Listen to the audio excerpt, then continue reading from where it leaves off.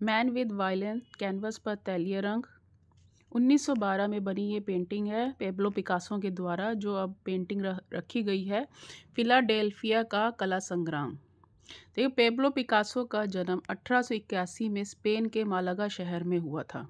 वो स्पेन के रहने वाले थे, यानी स्पेनिश कलाकार थे। वह चित्रकार, मूर्तिकार के साथ साथ मृत्तिका शिल्पी भी था। मृत्तिका शिल्पी होता है जो मतलब स्कल्प्टर और जो नक्काशी करता है, कुरेद कुरेद को किसी चीज़ से बनाता है। कहने का अर्थ ये है, पिकासो एकमात्र ऐसा आर्टिस्ट था जो पेंटिंग बनाता था, साथ के साथ वो एक मूर्तिकार भी था, यानी एक स्कल्प्टर भी था। अपने लंबे जीवन काल में पिकासो ने अमूर्त संरचना के सिद्धांतों का अनुसरण किया। कहने का मतलब ये है कि पिकासो की जो पेंटिंग जीवन रहा है वो ज़्यादातर एब्स्ट्रैक्ट रहा है। मतलब आप देखेंगे बहुत ही नेचुरल से बिल्कुल हटकर बनाई है, नेचुरल से बिल्कुल हटकर। वह प्रतीकवाद से प्रभावित था, मतलब सिंबॉलिक था। हर चीज़ को प्रतीकवाद यानी सिंबल बेस्ड, किसी को सिंबॉलिक बना देना। ठीक है, सिंबॉलिक जैसे कि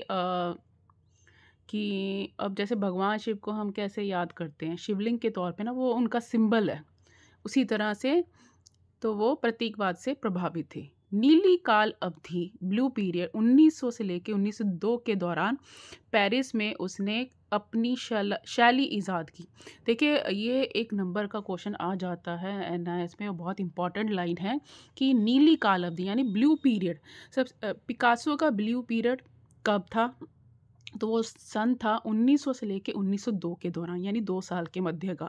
ब्लू पीरियड नाम से ही पता चल रहा है कि नीली काल अवधि, यानी कि उसने नीले कैनवस पर नीले तथा हरे रंगों के कारण यह नाम दिया। ज़्यादातर पेंटिंग जो इस अवधि में बनी वो नीले रंग से बनी, इसलिए इसको ब्लू पीरियड के नाम से जाना गया। पिकासो ने अपनी गुलाबी काल अवधि में 1905 से 1907 काफ़ी प्रगति की।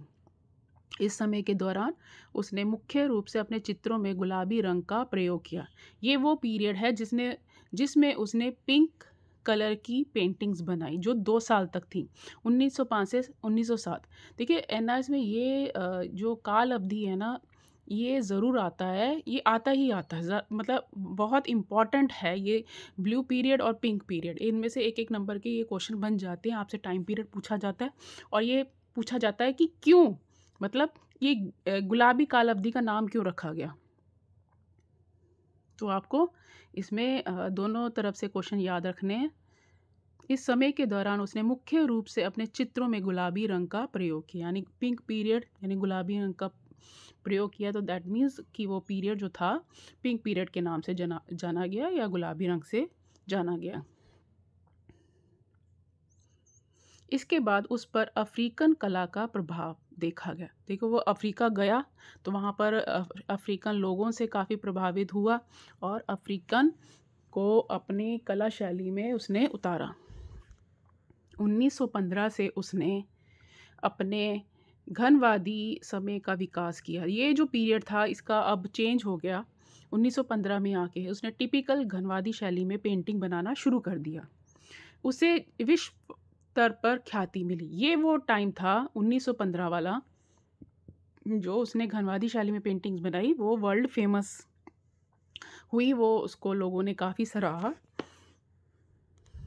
घनवाद से मूल रूप से त्रिविमी होता है 3D आकारों के स्थान पर चौरस नमूनों तथा रंगों के द्वारा चित्र बनाए गए। चौरस यानी चौकोर, ठीक है, स्क्वायर शेप, त्रिविमी 3D, यानी कि उसने ज्योमेट्रिकल शेप्स में 3D पेंटिंग्स बनाई। इन चित्रों में रंग एक दूसरे के रंग को आंशिक रूप से ढक लेते हैं। आंशिक होता है पारदर्शिता, मतलब कि जैसे आप वो स्क्रैप पेंटिंग करते हैं ना, नीचे का कलर कुछ और होता है, ऊपर का कुछ और, जब हम उकेरते हैं तो नीचे का कलर दिखाई देता है। उसी तरह से उसने 2 रंगों का इस्तेमाल इस तरह से किया कि नीचे का रंग भी दिखाई दे रहा है। उसको कहते हैं आंशिक रूप से ढका हुआ। इस प्रकार के आच्छादन से विभिन्न आकार तथा मानवीय शरीर तथा वस्तुओं को आगे पीछे से एक ही समय में देखा जा सकता है। देखिए, इसका बड़ा कंसेप्ट बड़ा ही सोचने वाला था कि वो एक ही पेंटिंग को डिफरेंट एंगल से बनाते, जो आजकल हम बनाते नहीं, ऑब्जेक्ट स्टडी या स्टिल लाइफ, आप नेचर स्टडी भी करते हैं। चाहे आप एक जगह बैठकर उस दृश्य को देखते हैं जहाँ से आप बैठे हैं, बट वो पिकासो क्या था, पिकासो अपनी जगह को बार बार चेंज करता था पर ऑब्जेक्ट सेम बनाता था। तो कहने का मतलब है कि डिफ सेम ऑब्जेक्ट बना रहा है। ठीक है जी। अब पेंटिंग के बारे में जान लेते हैं कि मैन विद वायलिन पेंटिंग में क्या है। मैन विद वायलिन चित्र को 1912 में चित्रित किया। नाम से ही पता चल रहा है कि मैन विद वायलिन एक आदमी है जो वायलिन बजा रहा है, यानी एक म्यूजिकल इंस्ट्रूमेंट बजा रहा है। यह चित्र घनवाद से विश्लेषणात्मक अध्ययन को अच्छी मिसाल मिली। वही घनवादी शैली में बनी, यानी क्यूबिस्ट स्टाइल में बनी। वस्तुओं को विभिन्न हिस्सों में बांट दिया गया तथा एक ही समय के चित्र में अन्य विचारों को भी दर्शाया गया। देखिए, कोलाज बनाते हैं आप, छोटे छोटे टुकड़ों को जोड़ते हैं जिसमें टुकड़े हुए, आपने विभिन्न टुकड़ों को एक साथ जोड़ा, तो जब इकट्ठा करते जो चित्र बनता है उसको कोलाज बोलते हैं। उसी तरह ये शैली थी कि विभिन्न टुकड़ों में जब एक साथ उसको वो इकट्ठा किया तो चित्रित कैसा था। इस युग के अन्य चित्रों की भांति विभिन्न चित्रित आकारों को पहचाना जा सकता है, परंतु सभी आकार घन के रूप में परिवर्तित हो गए हैं, यानी कि उसमें जो डिफरेंट फॉर्म्स बन रही है वो सारा क्यूबिस मतलब ज्योमेट्रिकल शेप्स में शेप्स आ रही हैं। पिकासो ने आकार को नए तरीके से प्रयोग किया। देखिए, अभी पेंटिंग को हम डिस्कस करेंगे पेंटिंग पर जाके, तब आपको चीज़ें क्लियर हो जाएंगी।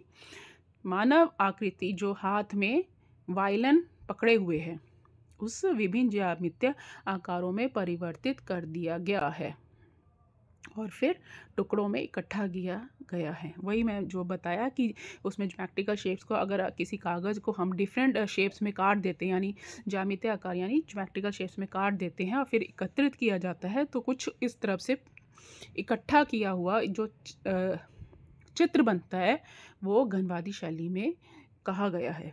इस चित्र को जो रंग प्रयुक्त किए गए हैं वे इस युग के प्रतिनिधि रंग हैं। भूरे तथा हरे रंग का मिश्रण ज़्यादातर कलर कलरों से यूज़ किया गया है। इस पेंटिंग में भूरा और हरा को मिश्रण किया गया है रंगते समय। इस युग में पिकासो ने अधिकांश चित्र इस प्रकार की तकनीक तथा रंगों से चित्रित किए गए हैं। उसके अनुसार यथार्थ की परिभाषा दूसरी ही थी। उसने यथार्थ को अपने तरीके से परिभाषित किया। उसके अनुसार यथार्थ प्रकृति से अधिक यथार्थ है। ठीक है, यहाँ पे यथार्थ यानी रियल, जो चीज़ नेचुरल आपको दिख रही है या रियल दिख रही है, उसने उस चीज़ को नकारा था। उसके अनुसार हर चीज़ ज्योमेट्रिकल शेप्स में है। ठीक है, यहाँ पर रंग भी उसके बड़े ही लिमिटेड थे। 2-3 से वो सारी चीज़ें क्रिएट कर रहा है। इवन 3 डायमेंशनल क्वालिटी भी क्रिएट कर रहा है, डेप्थ भी क्रिएट कर रहा है, डिफरेंट एंगल्स भी यूज़ कर रहा है उस पेंटिंग के माध्यम से अपने स्टाइल से।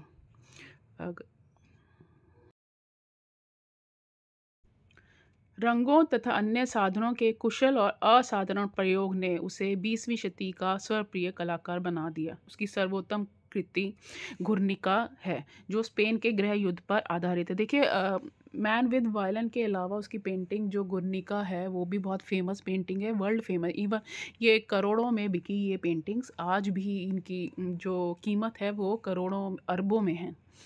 ठीक है जी। और ये जो पेंटिंग है आपको याद रखनी है कि गुर्निका पिकासो की पेंटिंग है जो स्पेन के गृह युद्ध पर आधारित है।